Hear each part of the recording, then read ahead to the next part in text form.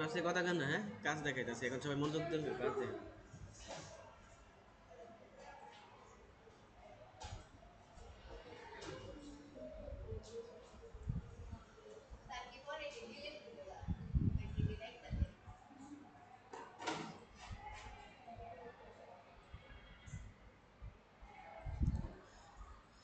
ওকে।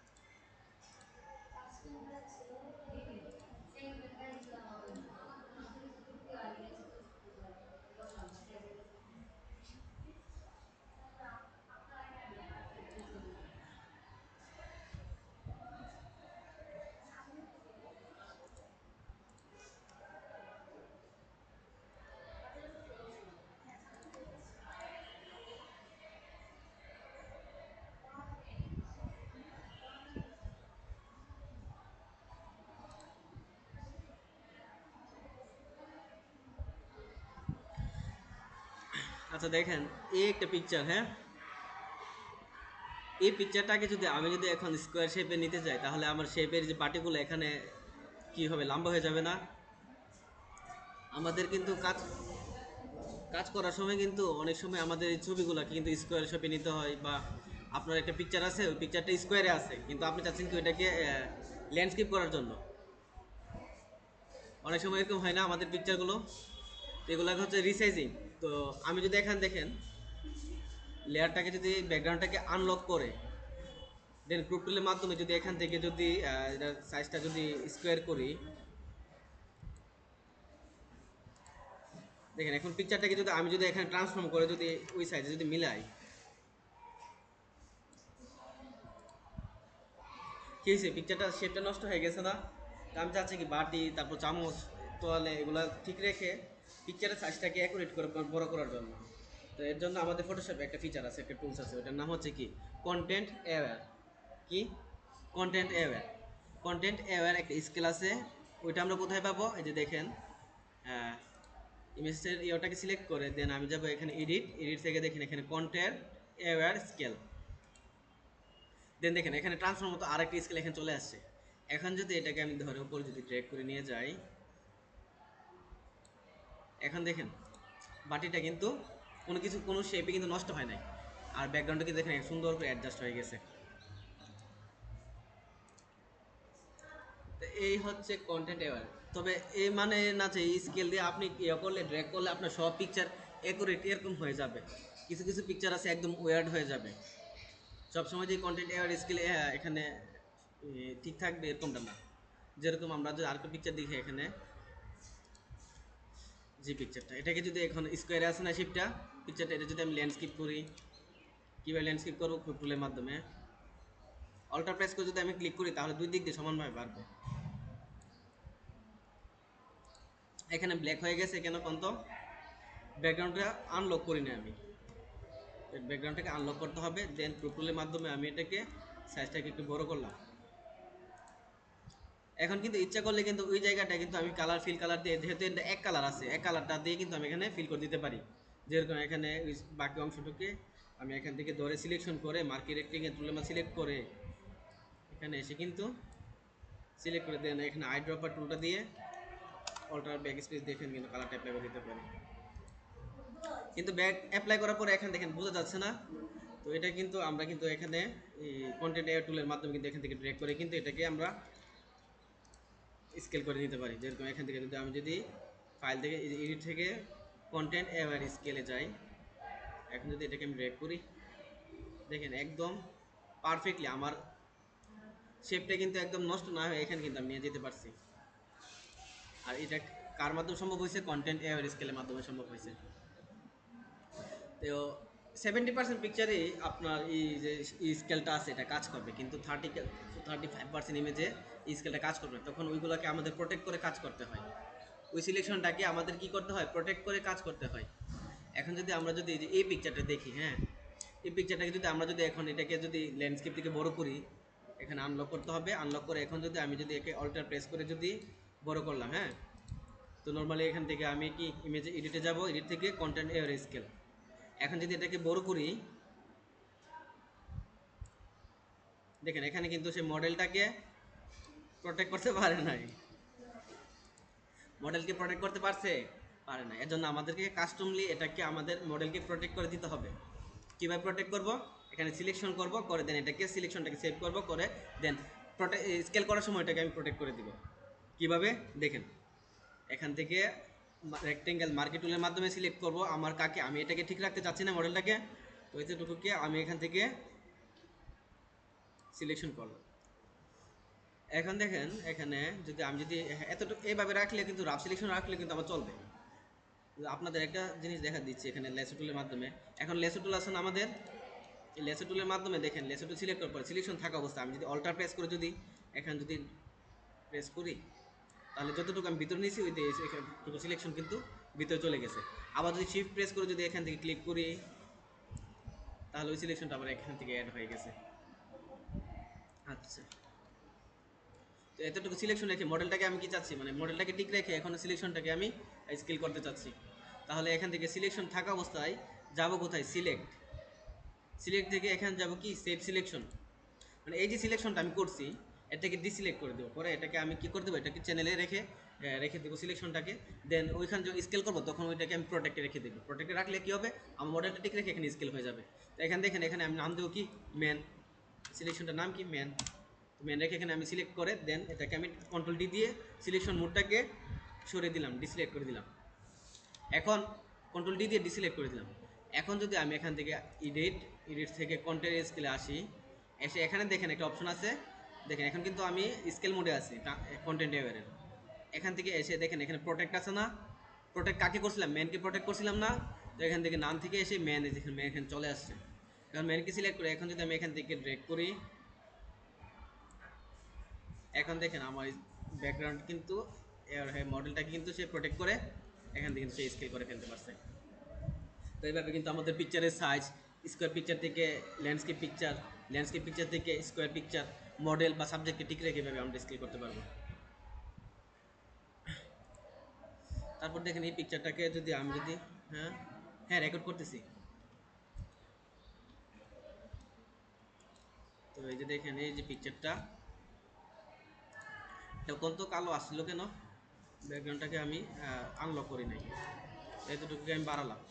এখন যদি এটাকে যদি আমি কন্ট্রোল শিফট অল্টার সি অথবা কি এডিট থেকে content aware scale, content aware স্কেলের শর্টকাট কি হচ্ছে কি কন্ট্রোল শিফট অল্টার সি, এটা ক্লিক করলে আসবে, অথবা এখান থেকে আপনি এসে ক্লিক করে control shift alter C press করলে আপনার এখানে স্কেল চলে আসবে।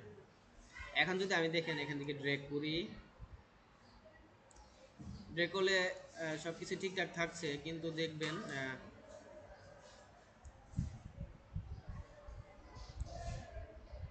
এই যে বোতলটা কি লম্বা হয়ে গেছে, ঠিক না? এটা কিন্তু আমি কিন্তু এখান থেকে ওই জায়গাটুকু, যেহেতু উপরের কালারটা যেহেতু হোয়াইট আছে, ওই হোয়াইট কালারটুকু আমি জাস্ট এখান থেকে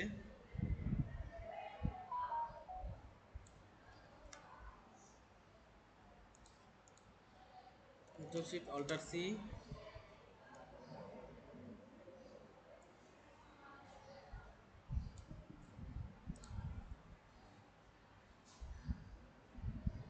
এতটুকু আমি আগে ড্র্যাগ করে দিলাম। দেন এখন যদি আমি উপর দিকে নিয়ে যাই, আমার বোতলটা কি লম্বা হয়ে যাচ্ছে না মুখটা, এর জন্য আমি কি করব, এখান থেকে এসে কিন্তু আরেকটা সিলেকশন করে, যেহেতু এটা এক কালার আছে, এটা কিন্তু আমি যদি এক কালার দিয়ে দিই তো হয়ে যাচ্ছে। কিন্তু এখান থেকে দেখেন পরে যে কালারটা দিছি এটা কিন্তু বোঝা যাচ্ছে না, কিন্তু কন্টেন্ট ফিল এওয়ারে যদি যখন আমরা করব তখন কিন্তু এটা কিন্তু আর এখানে বোঝা যাবে না। কীভাবে করবো এটা দেখেন, এখানে সিলেক্ট করার পরে আমি যদি এখান থেকে যাই,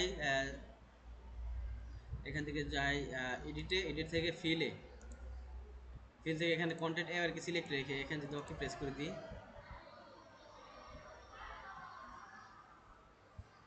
দেন ফটোশপ লোড নিয়ে আমার ওই এরিয়াটুকুকে সে ফিল করে দিছে।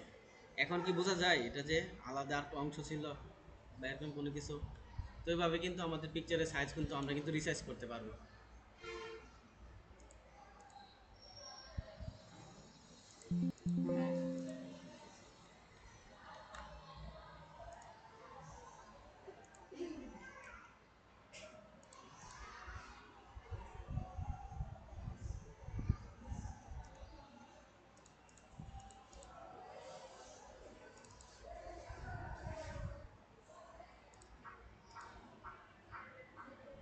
এখানে এই পিকচারটা দেখেন, এই পিকচারটাকে যদি আমি একটু বড় করি, স্কোয়ার করি, হ্যাঁ,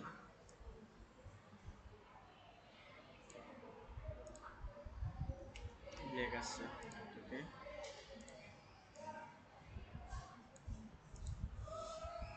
এখন যদি এটাকে আমি shift control shift alter C press করে কন্টেনার স্কেলে এনে এখন যদি আমি এটাকে ড্র্যাগ করি, দেখেন এখানে কিন্তু পিকচারের সাইজ ঠিকই আছে, কিন্তু এখানে যে এখান থেকে কি যে যে লাঠিগুলো এগুলো কিন্তু লম্বা হয়ে গেছে।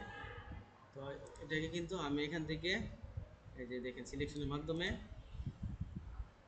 এতটুকুকে সিলেক্ট করে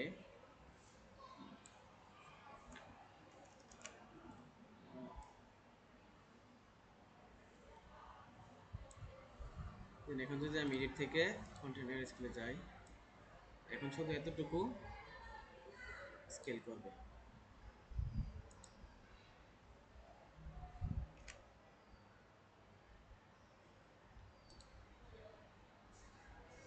এই কাজটা যদি আমি ট্রান্সফর্মের মোড দিয়ে করতে যাইতাম কি হইতো, এই কাজগুলো যদি আমরা যদি ট্রান্সফর্ম দিয়ে করতে যাইতাম কন্টেনার ছাড়া, তাহলে কি ইমেজের সাইজ ঠিক থাকতো?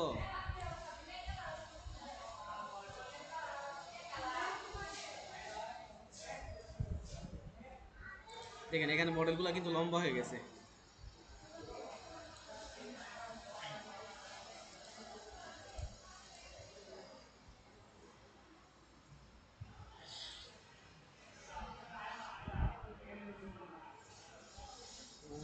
তারপর দেখি আরো কাজ দেখি, আজকে যেহেতু কন্টেন্ট এর কাজ দেখবো।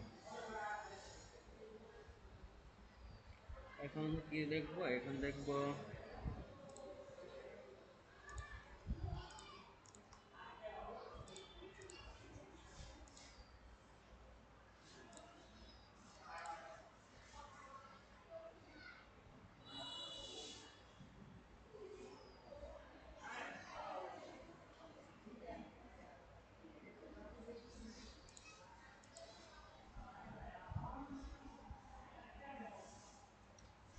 এখানে দেখেন পাখিগুলো কিন্তু আমরা কিন্তু এখানে কন্টেন্ট টুলের মাধ্যমে কিন্তু মুভ করতে পারবো। কিভাবে একটু দেখি, যেহেতু এটা এক কালারের ব্যাকগ্রাউন্ড আছে তো এটা আমাদের কাজ করতে এখানে সুবিধা হবে। কিভাবে করবো দেখেন, এখানে স্পট হিলিং টুল ব্রাশে এখানে দেখেন কন্টেন্ট অ্যাওয়্যার মুভ টুল একটা টুলস আছে। এখন আমি যদি এতটুকুকে সিলেক্ট করে এখান থেকে ড্র্যাগ করে এখানে নিয়ে আসি, একটু ড্র্যাগ করি, অ্যাপ্লাই করে দিই, দেখেন পাখিটা কিন্তু এখানে চলে আসছে। এভাবে কিন্তু আমরা পাখিগুলোকে মুভ করতে পারবো, ছোট করতে পারবো, বড় করতে পারবো।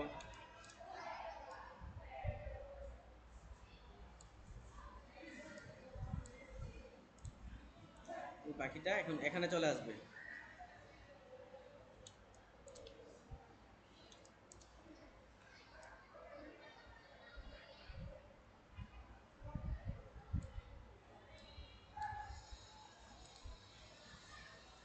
এখানে একটা পাখি ধরে আমি আরেকটা জায়গায় নিয়ে যাচ্ছি, তো এখানে কি হচ্ছে দেখেন, এখানে মুভ আছে, এখানে মুভ রেখে দেন আমি কি করতেছি, একটা পাখিকে এখান থেকে সরিয়ে নিয়ে আরেক জায়গায় বসিয়ে দিচ্ছি।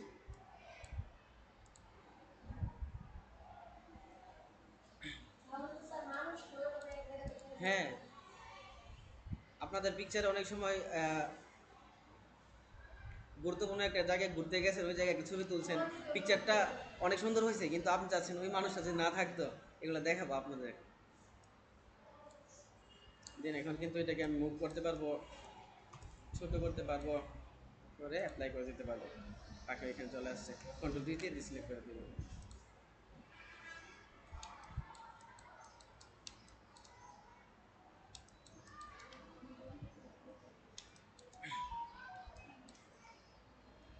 সবগুলো পিকচার আপনাদের দিয়ে দিব, হ্যাঁ, প্র্যাকটিস করার জন্য।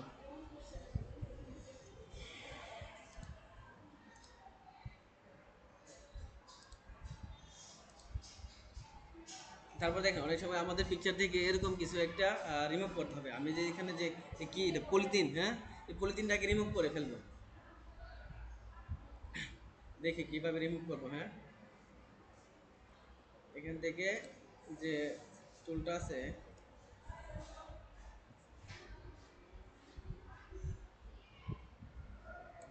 সিলেক্ট করলাম। সরি সরি, এখানে সিলেক্ট করার পরে এখানে যাব এডিট, এডিট থেকে ফিল, কন্টেন্ট ট্যাবে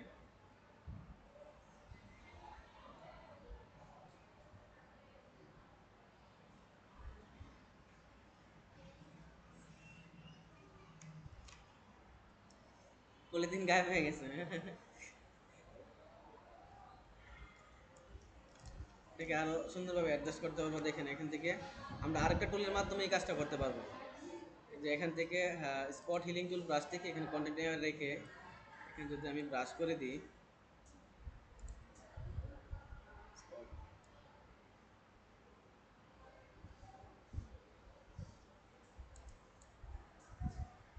কিন্তু কিছুক্ষণ লোড নিয়ে এই যে অবজেক্টটা কিন্তু এখান থেকে মুভ হয়ে যাবে।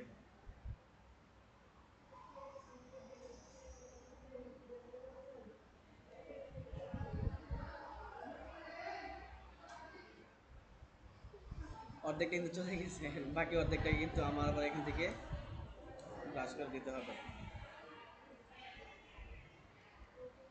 খুবই স্মুথলি আমরা কিন্তু এখান থেকে একটা অবজেক্টকে রিমুভ করে দিতে পারবো এই কন্টেন্ট এর মাধ্যমে।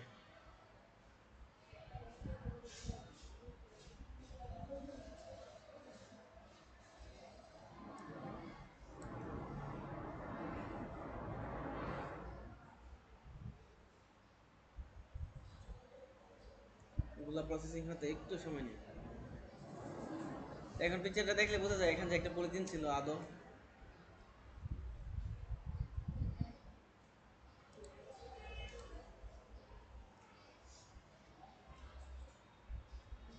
এখন দেখি যে এখানে যে অবজেক্টগুলো আছে, এই অবজেক্টগুলোকে আমরা কিভাবে রিমুভ করবো। হ্যাঁ, এখানে এসে আমরা দেখেন এখানে সিলেকশন টুলের মধ্যে যে পলিগন টুল আছে এটাকে দিয়ে আমি এই যে এখানে পয়েন্টটা আছে এটাকে সিলেক্ট করি।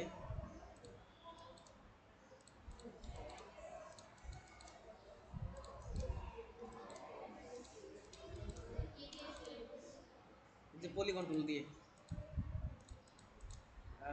পলিগন,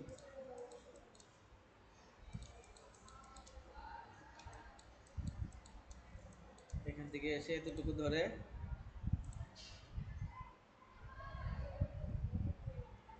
এটা কিন্তু আমি দুইবার মুভ করতে পারবো। এখান থেকে যদি ফিল্ডে যাই, এডিট থেকে ফিল্ডে যাই, কন্টেন্ট এর ক্লিক করে এখানে ডকি প্রেস করে দিই, তাহলে কিন্তু এখানে আমার এই ওয়েনমেলটা কিন্তু গায়েব হয়ে যাবে। তাছাড়াও এখান থেকে যদি আমি যদি এখান থেকে পেস্ট টুল আছে না, পেস্ট টুল দিয়ে ক্লিক করে যদি এখান থেকে এটাকে সরিয়ে নিয়ে যায় এইভাবে এইভাবে, তাহলে কিন্তু এটা কিন্তু আমার এখান থেকে রিমুভ হয়ে গেছে। বাট এখানে কিছু অপশন রয়ে গেছে, এখানে পারফেক্টলি হয় নাই।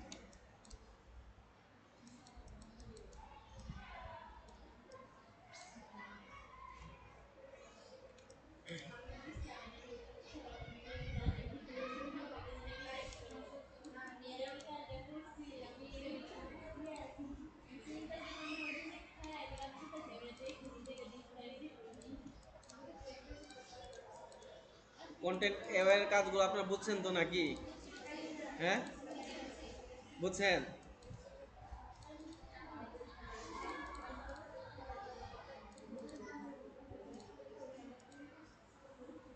এখন যদি এখান থেকে এডিট, এডিট থেকে ফিল, ফিল থেকে কন্টেন্ট রেখে ওকে প্রেস করে দিই, এটা কিন্তু সুন্দর করে দিদি রিমুভ হয়ে গেছে ব্যাকগ্রাউন্ডকে রেখে।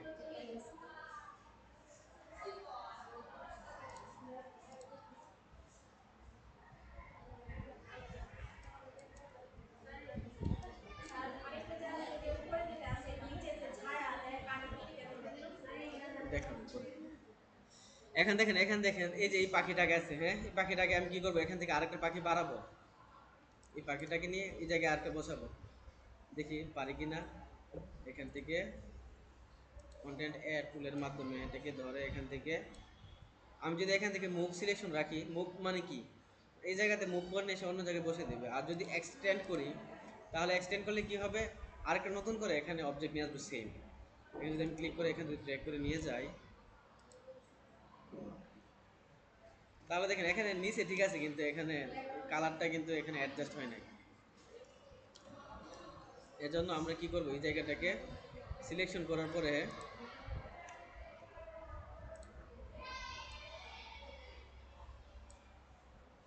কন্ট্রোল জে দিয়ে ডুপ্লিকেট করলাম পাখিটাকে,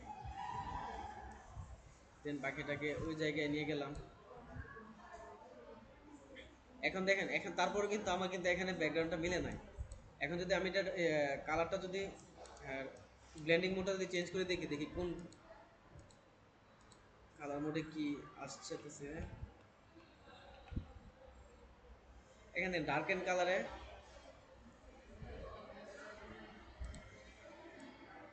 হ্যাঁ কিছু বলছেন, ডার্ক এন্ড ডার্ক এন্ড কালারে কোন কালার অ্যাডজাস্ট হচ্ছে।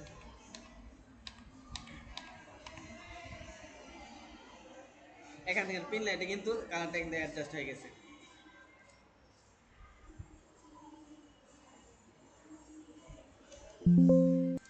তারপর দেখেন এই দিক দিয়ে লাইট লাল হয়ে গেছে না, সাইডগুলো লাল হয়ে আছে না, এই লালগুলো কিন্তু আমরা কিন্তু এখান থেকে অ্যাডজাস্ট করে দিতে পারবো। কিভাবে, অ্যাডজাস্টমেন্ট থেকে হিউ অ্যান্ড স্যাচুরেশন থেকে এখান থেকে মাস্টার থেকে এখানে রেড কালার আছে না, আমরা রেড কালার কাজ করবো, তো রেড কালারটা দিয়ে এখান থেকে স্যাচুরেশন মাইনাস করে দিলে মাস্কিংটা উঠে দিব। এখান থেকে কিন্তু অ্যাডজাস্ট করে দিতে পারছি।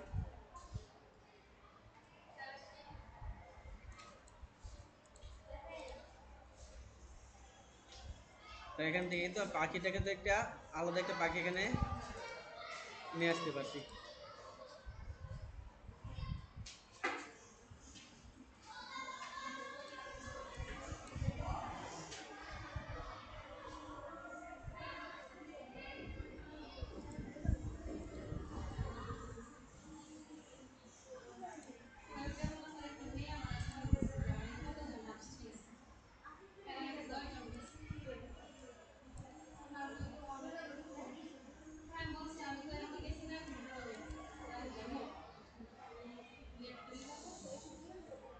আচ্ছা দেখি,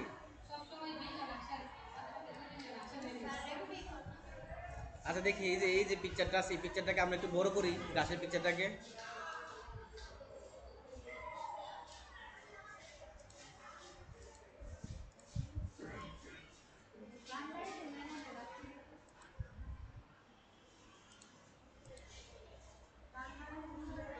এই পিকচারটাকে এখন যদি আমরা বড় করতে যাই, দেখেন আমরা কিন্তু দুইভাবে বড় করতে পারবো। যে এই পিকচারটাকে আমরা কিন্তু কন্ট্রোল জে দিয়ে ডুপ্লিকেট করে দেন এটা কিন্তু এখান থেকে দেন অ্যাডজাস্ট করতে পারবো।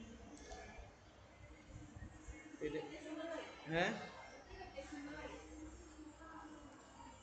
ডুপ্লিকেটটা কি হয়, এখানে এই যে সাইডগুলো আছে না, বোঝা যাবে। কিন্তু কন্টেন্ট অ্যাড করতে কি করবে, হোল ইমেজটাকে একটা অ্যাডজাস্ট করে দেন এটাকে কি করবে দেখেন, এখান থেকে আমি যদি ইমেজটাকে এতটুকু যদি সিলেক্ট করি, সিলেক্ট করে এখন যদি কন্টেন্ট টুলের মাধ্যমে এদিকে ব্রেক করি,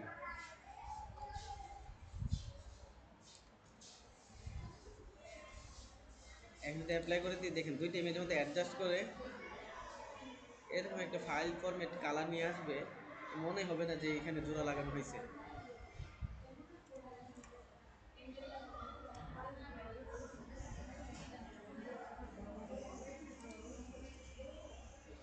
এখানে কি মনে হয় কোনো পিকচার এনে জোড়া লাগানো হয়েছে দিদি? তারপর কিন্তু এখান থেকে আমরা আরো পিকচার কিন্তু এখান থেকে এনে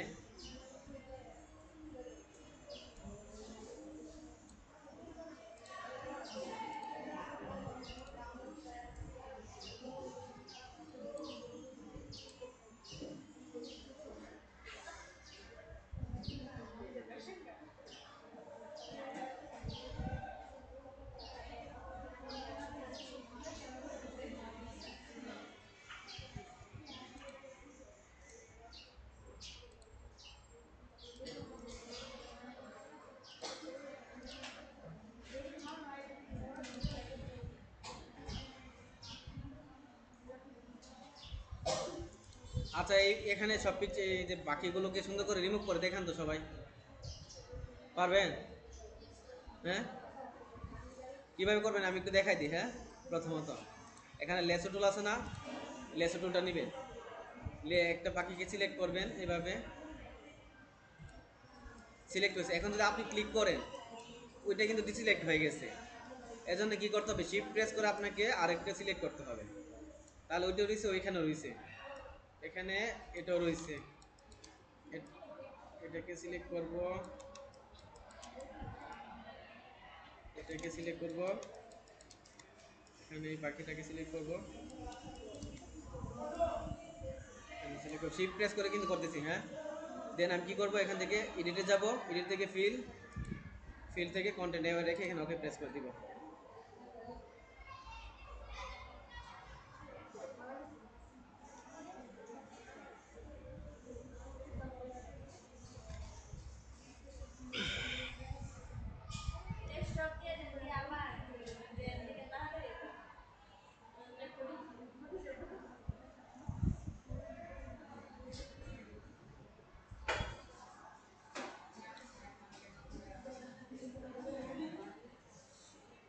এখান থেকে বাকিগুলো কিন্তু সবগুলো কিন্তু ভেঙে গেছে।